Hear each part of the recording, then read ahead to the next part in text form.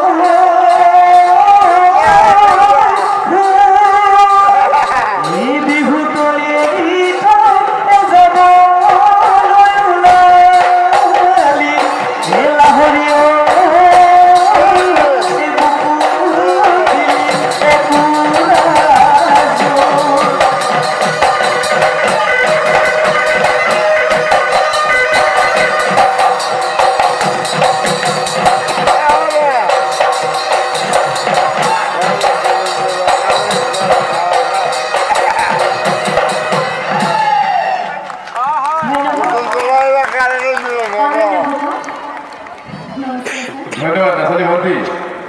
ভাগৰ লাগিছে তুমি যোজনাটো গাঁৱতে কৈছিলা জহা ধানৰ কিবা ভাত খাব লাগিছে নহয় জানো হে আৰু তোমাৰ কথা সঁহাৰি জনাই তোমাৰ বিহু খেতি কৰিবৰ কাৰণে বিহু দাদাই পথাৰত ভাল পাইছে কিন্তু কৈ গ'ল বিহু দাদাই অলপ এতিয়া আমাৰ কথাটো হ'ল বিহুৱা দাদাই যেতিয়া প্ৰথম চাহ হাল সি মাটিডৰাত বাইছে আমি কওঁ যে মাটিডৰাত মহোৱা হৈছে নহয় জানো আৰু সেই একেডৰা মাটিতে জহা ধানৰ খেতি কৰিবৰ কাৰণে বিহুৱা দাদাই একেডৰা মাটিতে কঢ়োৱাৰ পিছত আকৌ হাল বাইছে এইটো কি বুলি কোৱা হয়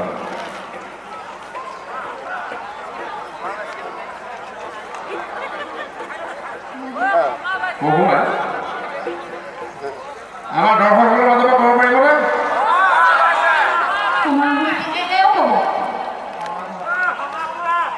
ধন্যবাদ কঢ়োৱাৰ পিছত সভা হোৱা বুলি কয় মনত থাকিব এই কথাবোৰ আমি মনত ৰাখিব লাগিব সেইটো কাৰণে আমি আলোচনা কৰিম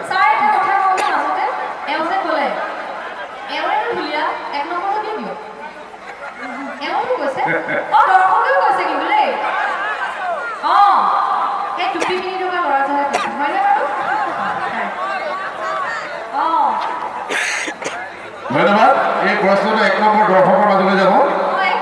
আমি দৰ্শক ধন্যবাদ জনাইছোঁ নাচনীগৰাকীয়ে যেতিয়ালৈকে প্ৰশ্নটো ক'ব নোৱাৰিব তেতিয়ালৈকে আপোনালোকে নক'ব আমি সুধিম আপোনালোকক তাৰপিছত ক'ব ধন্যবাদ উপস্থিত ৰাইজলৈ লগতে সামান্য বিচাৰক মণ্ডলী লগতে হওক কমিটিসমূহ অৱগত সকলোৰে মই আৰু দলটিৰ ফালৰ পৰা ৰঙালী বিহুৰ শুভেচ্ছা লগতে নৱবৰ্ষৰ উল্লেখ জনালোঁ ধন্যবাদ